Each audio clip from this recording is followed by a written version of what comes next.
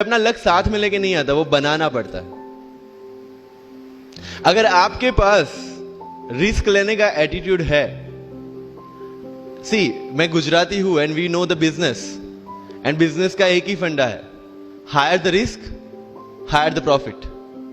सो अगर 8:30 को आपका एक्सीडेंट होता है और 9 o'clock आप मेंस की एग्जाम देने जा सकते हैं, इंटरव्यू से पहले 1 महीने तक आप हॉस्पिटलाइज्ड है और उससे 1 वीक पहले आप दिल्ली जाके उसकी प्रिपरेशन कर सकते हैं, तो luck has to come with you. उसको आना पड़ेगा और आपको आईपीएस बनाना पड़ेगा। लोग बोलते हैं कि एक्सीडेंट के बाद आप जाके आए एंड ऑल, तो द सिंपल था कि मैं एग्जाम के लिए निकला, मेंस मेरा था, सुबह GS3 का पेपर था, 8:30 को मेरा स्कूटी स्लिप हो गया, मेरा लिगामेंट इंजरी हो गया, लेफ्ट हैंड में इंजरी था, सीट से ब्लीडिंग हो रहा था। लेकिन मेरे पास 2 ऑप्शन थे। मैं खड़ा हुआ, मैंने देखा, okay my right hand is safe and I decided I will go to the exam hall and write the exam. मेरे पास 2 ही ऑप्शन थे, या तो मैं वहां से उठ के रोने लगूं, यार मेरे साथ ही ऐसा क्यों हुआ, मेरा एक्सीडेंट हो गया, मेरा मेंस खराब हो गया, और हॉस्पिटल जाओ, या दूसरा ऑप्शन था कि मैं देखूं कि मैं 3 घंटे और सरवाइव कर सकता हूं। हाँ कर सकता हूं। मैं मेंस के लिए एग्जाम हॉल में गया। ये जितने भी फोटोग्राफ्स लगे हैं, सर ने जैसे बताया कि जितने भी इंसान सक्सेसफुल हुए, अगर आप उसकी लाइफ स्टोरी देखेंगे तो कहीं ना कहीं एक मोमेंट आता है जहां पे वो इंसान की जो स्ट्रगल है वो पीक पे हो जाते हैं। वो इस मोमेंट पे आपको डिसाइड करना है कि आपको वहां से यू टर्न लेना है या आपको वहां से आगे निकलना है। इन सब लोगों ने डिसाइड किया कि उनको वहां से आगे निकलना है, एंड दैट इज द फंडा ऑफ लाइफ। सक्सेस उन्हीं को मिलता है जो इस स्ट्रगल वाले मोमेंट से आगे निकलने की सोचते हैं।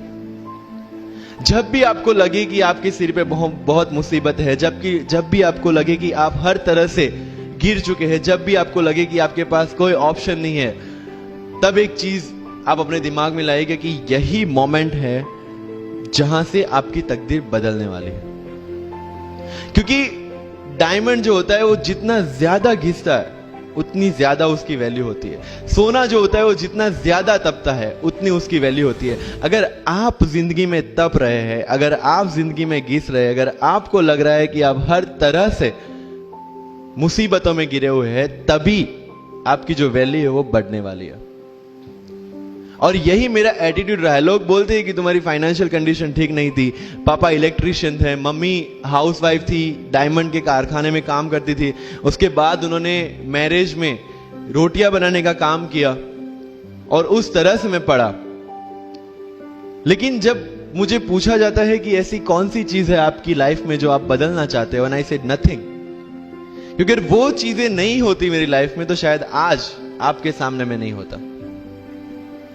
तो अगर लाइफ में प्रॉब्लम्स है, अगर लाइफ में स्ट्रगल है, जैसे सर ने बताया struggle is a part of life, and I strongly believe in that.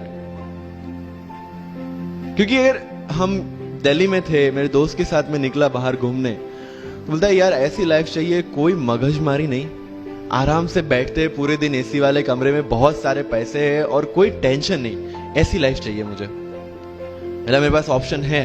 बोलता क्या? बोला देख सामने एटीएम का रूम दिख रहा है, एसी वाला कमरा है, बहुत सारे पैसे, कोई मगजमारी नहीं, जॉब ले ले। क्यों IAS IPS में दिमाग खराब कर रहा है? अगर स्ट्रगल नहीं चाहिए तो you have to compromise with that life. जब भारत वर्ष का सपना चंद्रगुप्त ने देखा, चाणक्य ने देखा, और उस भारत वर्ष को बनाने के लिए जब ये संघर्ष जारी था, और तब राजा धनानंद की डॉटर दुर्धरा से चंद्रगुप्त को प्यार हो जाता है, और जब चाणक्य उनको बोलते कि नहीं तुम्हें उससे दूर रहना है, और तब चंद्रगुप्त बोलता है आचार्य कभी कभी सोचता हूं कि जिंदगी में या ये भारत के सम्राट बनने के लिए इतना त्याग, इतना बलिदान ना देना होता तो। और तब चाणक्य रिप्लाई करते हैं तो हर कोई भारत का सम्राट होता। This is the fundamental rule of life. अगर IAS बनने के लिए, IPS बनने के लिए सैक्रिफाइस करना नहीं पड़ेगा, अगर उसके लिए आपको त्याग नहीं करना पड़ेगा, तो आज पूरे इंडिया में हर घर में आपको IAS IPS मिल जाएंगे। So when you are entering into this game of UPSC or MPSC, make sure that you have to sacrifice anything which will take you to your goal. लेकिन प्रॉब्लम ये है कि हमें टेंशन होती है, यार दोस्त की एंगेजमेंट है, उसकी बर्थडे पार्टी है, उसकी शादी है, अटेंड नहीं करूंगा तो बोलेगा मैं तेरी शादी में नहीं आऊंगा, एंड ऑल. लेकिन बिलीव मी, जब आप आईएएस बन जाओगे, वो सामने से याद दिलाएगा, भाई इनविटेशन कार्ड नहीं भेजा तूने. समझ रहे हो?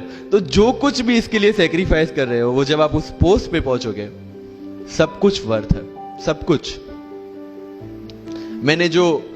मेरा इंटरव्यू था यूपीएससी का, मुझे एग्जैक्ट डेट याद है, 23 मार्च को मेरा इंटरव्यू था.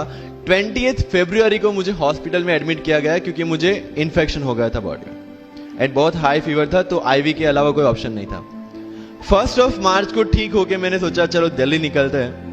2 मार्च को मैं दिल्ली पहुंचा. 3 मार्च को वापस से टॉन्सिलाइटिस का अटैक होने की वजह से फ्लाइट लेके वापस से Palanpur, Ahmedabad. Again hospitalisation. 15 March को I got relieved from the hospital. 16 March को मैं दिल्ली पहुंचा और 23 मार्च को I gave my UPSC interview. So, 1 महीने का हॉस्पिटलाइजेशन. उसके बाद जब दिमाग में ये था कि मेरे साथ जो लोग इंटरव्यू दे रहे हैं वो 1 महीने से प्रिपरेशन कर रहे हैं, एंड 1 महीने से मैं हॉस्पिटल में था, again I thought this is the moment to prove your self. I went to the interview और पूरे इंडिया में 2nd highest marks in interview. This is not to say कि मैंने कितना अचीवमेंट लिया, this is just to say UPSC is all about this. मैंने कोई preparation नहीं की थी यूपीएससी के लिए, इंटरव्यू के लिए, but again I scored good marks in interview because UPSC सिर्फ आपका नॉलेज चेक नहीं करता. Make it very clear in your mind. जैसे सर ने बोला, it's a game of wisdom. आपको पहले ऑफिसर बनना पड़ेगा यहां से. यूपीएससी का काम तो सिर्फ थप्पा लगाना है कि हाँ ये ऑफिसर बन गया. जितने भी आईएएस आईपीएस ऑफिसर्स को आप मिलोगे, you will realise this thing कि ऑफिसर वाली क्वालिटीज इसमें पहले से है. आप जब प्रिपरेशन स्टार्ट करते हैं तभी से समझ लीजिए कि आपकी आईएएस और आईपीएस की ट्रेनिंग भी स्टार्ट हो गई. बिकॉज जो क्वालिटीज आपको चाहिए as an officer, as a IAS, as an IPS, क्या क्वालिटीज चाहिए? फर्स्ट ऑफ ऑल कॉन्फिडेंस, कि जब आप उस सीट पे बैठते हैं, आपके सामने कोई भी क्वेश्चन आएगा, you will be able to handle the issue. ये कॉन्फिडेंस लेके आपको उस सीट पे बैठना है. यही कॉन्फिडेंस चाहिए when you start the preparation. Decision making. अगर हर एक टॉपिक पे आप हर एक कोई को पूछने जाते हैं, भाई इसमें कौन सी बुक पढूं, इसमें क्या पढूं, इसमें क्या करूं, then you are not suitable for this exam. लोग बोलते हैं कि 1 साल में प्रिपरेशन, जैसे मैंने जून 2016 में मैं दिल्ली गया और जून 2017 में मैं अपियर हुआ and I clear UPSC and GPSC. People से कि सर 1 साल की मेहनत में आपने एग्जाम क्लियर कर दिया. यस, टेबल और चेयर पे बैठ के करने वाली मेहनत 1 साल की थी, लेकिन उसके पीछे की मेंटल प्रिपरेशन कितनी पुरानी थी. जब मैं प्राइमरी स्कूल में था तब सोचा था कि आईएएस बनना है, और तब से मेरी जो जर्नी है, तब से मेरा जो टेम्परामेंट है, तब से मेरा जो एटीट्यूड है, वो इसी डायरेक्शन में था. जब कॉलेज में था तब मैंने एनजीओ स्टार्ट किया. 3 एनजीओ से मैं जुड़ा था. जब लोग सोशल मीडिया, व्हाट्सएप और फेसबुक पे बिजी थे, मैं वहां स्लम में जाके बच्चों को पढ़ा रहा था. क्यों? क्योंकि मुझे पता था कि फ्यूचर में यही काम करना है, क्यों ना अभी से उसकी ट्रेनिंग ले लो. So I have invested my each and every moment for this goal. Because जो पर्सनालिटी टेस्ट लास्ट में यूपीएससी लेता है, इंटरव्यू नहीं है वो. We consider it as interrogation. Interview को इंट्रोगेशन लेके चलते हैं, वहां पे पूछताछ होगी नहीं. अगर यूपीएससी के इंटरव्यू में 10 में से 9 क्वेश्चन के आंसर भी आप सॉरी सर और sorry ma'am, I don't know कह के देते हैं, उसका कोई इंपैक्ट नहीं पड़ता. इंपैक्ट पड़ता है वो 9 क्वेश्चन न आने का प्रेशर आप कैसे हैंडल करते हैं. आपके पसीने छूट जाते हैं या आप वही टेम्परामेंट के साथ इंटरव्यू कंटिन्यू करते हैं. मार्क्स उस चीज के, मार्क्स है आपकी सोच के. एक ऑफिसर के तौर पे जब आपको आईएएस या आईपीएस की सीट पे बिठाया जाएगा, how will you treat the citizens of this nation? What will be your attitude to each and every person who is going to come and meet you? These things are being tested during UPSC interview.